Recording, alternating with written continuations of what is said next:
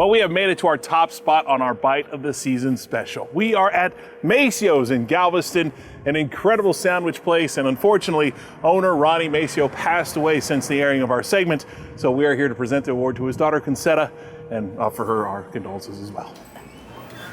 And here we are, Concetta and family right here. How are you? Hi, good. Good to see you. Very sorry for your loss, of course. Thank you. But wanted to say we are so incredibly enamored by this place that we've called you guys our Bite of the Season.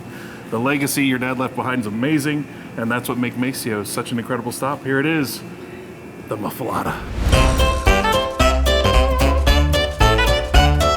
With a name synonymous with Galveston history, Maceo's keeps the family business alive and well, 100 years since it became so entrenched with island lore.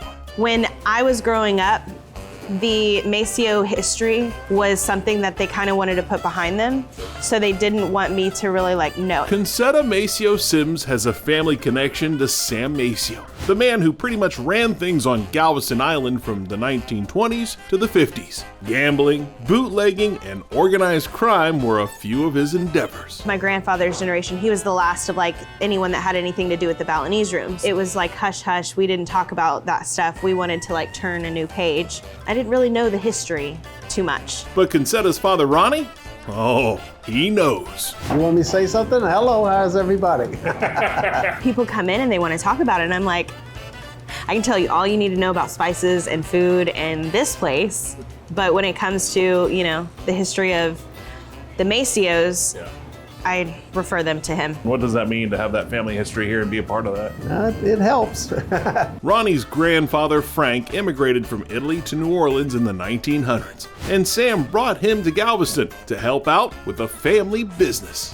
My father was born 1127 Bourbon Street.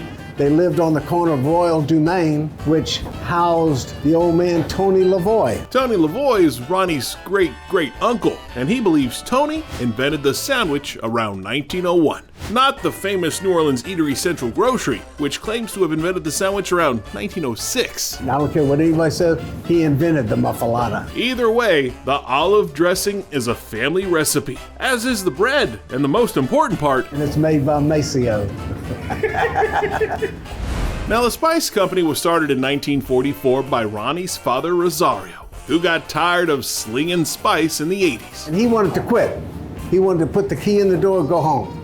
And I thought, nah, I can't let you do that. Well, I just started coming down every day working with him. That's when Ronnie convinced his father to bring the family's sacred sandwich back to the menu. My dad said, why don't you make some muffalatas? You used to do that when you were younger, you loved it. And he said, okay, so he used to make 10 a day, and whoever got the 10 muffalatas, that was it. The rest, as they say, is history.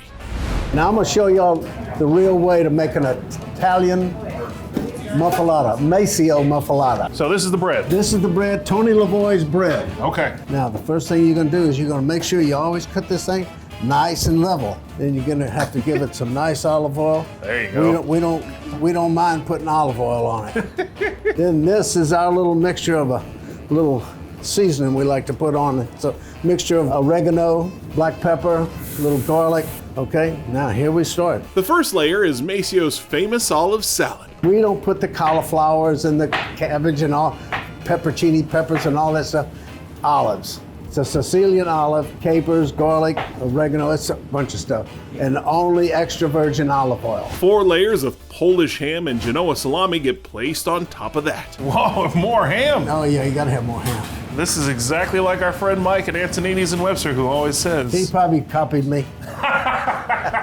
Never be afraid to put an extra slice on there. He does Italians though, He doesn't do muffalatas. Ronnie adds some olive oil, provolone cheese, and heads for the steamer that also toasts the bread. Back then there was a thing you used to have to push to make the steam happen. Wow, now it's just buttons. Oh yeah, now it's just buttons. It's a lot easier. While the sandwich finishes up, Ronnie combos up the muffalata with homemade gumbo. Shrimp are out of the Gulf of Mexico.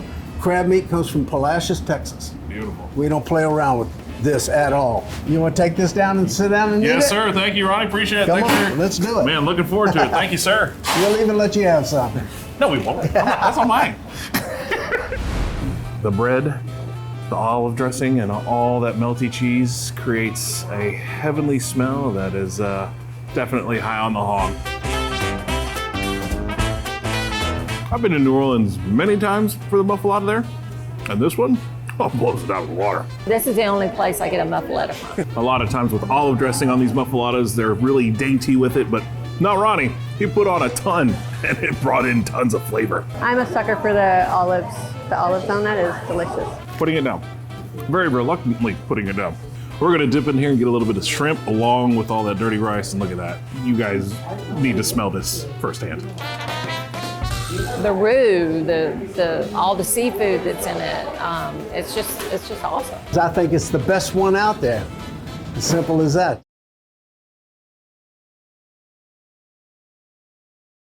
So there you have it, the famous muffalata and gumbo here at Maceo Spice Company. I know it's been difficult for you guys, but what's it like to be able to continue your dad's legacy here with this incredible place?